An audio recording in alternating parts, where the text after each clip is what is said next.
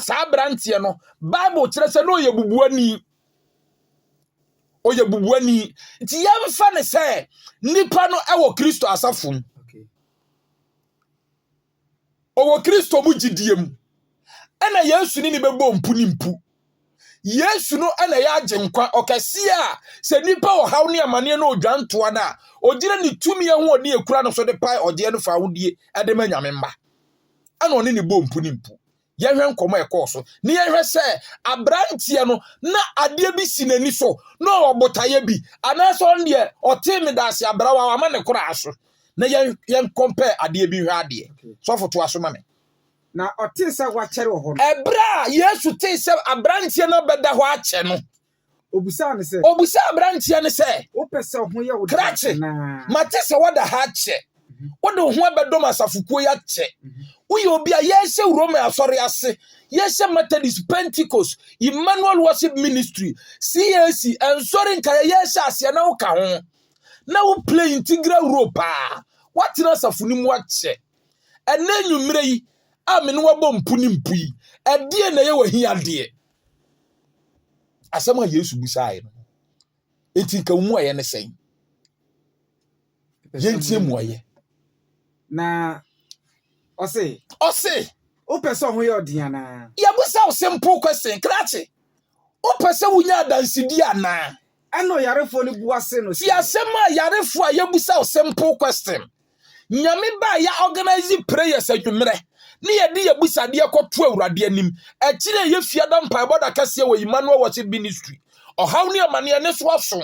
watra biara ɛmfa mam ɛkyerɛ yɛfia da mpaebɔ ɛna nyame ma no wasia na anwumere ɛne yɛbusa wo sɛ wo problem bi ɔhaw bi so ɛno so bi so wo de anantie kyinkyia brɛ ma wonya dansidi ana ɛkyerɛ yɛsia abɔ mpae die ana woyɛ ɛfa kyerɛ dwumadie na ɛkɔ so no ɛsa sɛ kyena ɔgye ne fa ahodie bɛyɛ nyame madea tie ansa hɔde me na yarefo no bu ase owura yarefo no bu ase ne sɛ owura yi mini nipa bi a tie owura mini obia o ɛwɔ abrabɔ mu o sɛ nsuo ne hu no a hwade nyame ba Yesu busa wo sɛ obotaye nti wo de ho akɔdɔm asafo no ɛne sɛn ɛyɛ simple empaba ɛkyina ɛkɔ so yi a kyina wo bo tiri mu pɔ sɛ wo bɛkɔ bi botaye bɛɛ na wo de kɔ ɛnyɛ kasa tenten okay ɛnyɛ afɛ na wokɔ kyerɛkyerɛ ne mu akyerɛ obi ama na ba bɛtu afutubɔne ɛnyɛ afɛ na wo de asɔfo bi bɛtoto bi ho nyɛ afɛ na wo bɛtu mmerɛ de ahyɛ nna ɛnɛ mɛyɛ kyina mɛyɛ ɛyɛ ɔbɔnefoɔ no ɛnyɛ nsa kasa ɔkagu nipa adwene ho sɛ woyɛ saa wobɛkɔ so atena baabi a wote ɛsan sɛ mpani se wogyae deɛ woyɛ no a wowɔ adagye simple question yɛbusa abranteɛ no ɔse owura mefirifinhyia pii mu na maba bɛda ha na sɛ afe so na sɛ ɔbɔfoɔ ne baba hunu nsuo no na sɛ mepɛ sɛ mekɔkɔtɔ nsuo no mu na menya ma yare saa nipa bi a menni obia wɔ me nkyɛn a ɔbɛtam me de me akɔ akɔtɔ nsuo nim fo mfinhyia aduasa nwɔtwe na etika wo de nka wo pa wo to ase koraa etika wo nkonkoduru nsuo na no ɛno ne some attitude bi a nyame makura ɛno kyerɛ sɛ they don't know what they are in for nyame ma bebree ɛnsafo ɛne nsɔre ahodoɔ nyinaa saafoɔ ne bi wɔ mu asɔre dɛm hɔ na ɔte no ɔbɛpɛ obi ho asɛm no de akɔtena abɔnten aka efie hɔ na ɔteɛ no mpaebɔ na ya organize ne nya ne hia no ɔba no ɔne nadamfo bi besia bedi nkɔmɔ nti ne waba onim die ɔno ankasa ɛda na koma so ehia no me nua dɔfo a wotie me ewiase we na hɔ kwa sɛ wogyaa wo ho a obi de osika bedwa na nka esa sɛ Bible say ɔbɔnefoɔ na hu sɛ ne bra akasua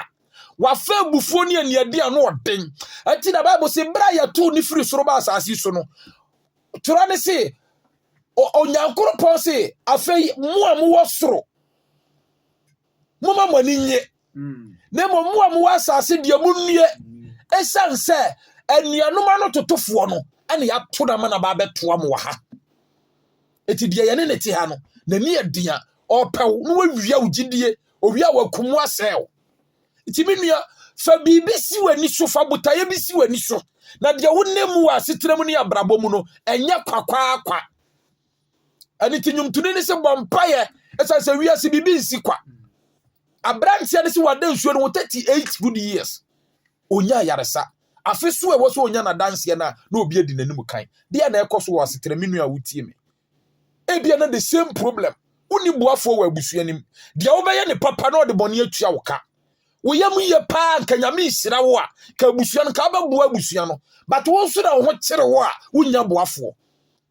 wona obi anam ho kire ma e ka wo ama de wobedi kura wo de boa ma nipa nya baabi gina ba nipa ni nya baabi gina onkai wo bio ya block wo chances nyina obi promise wa oniso promise and fail ediwa brabo so enioma nkoyie woda na honhom bi ne woda ne ye de se wo nepa o haw ni amane akwadura na dwo a esu ni adwendwene wadwene a menaduane si wokora wontumi ni e ka mmenew ama wo mantam mpo wontumi ntena miwa wodi Yesu Kristo di ti ato na bi kura no abamu abu na ye wo se gya asole no ana awurade ibusa wo se die na wo hia what do you want wo hia die na onyema wo eye die na onyema wo enti sofo yenja mpunko Mark chapter number 10 Okay. verse number 46 abranti we oni Kristo bo mpunimpu no o se die na wo hia wantumi anko direct afi no de ko wanam Yesu so pentama ya adwuma enemi nua wotie mi eye kire fiada eye mpabo Emmanuel worship ministry odifo obiri ebo aso ye nyame tumi ni na hoden abasa ne ye adwuma wie ye bere mu edomu ebo ana be piem fiduam ho nya adansedie etitina wotifie die na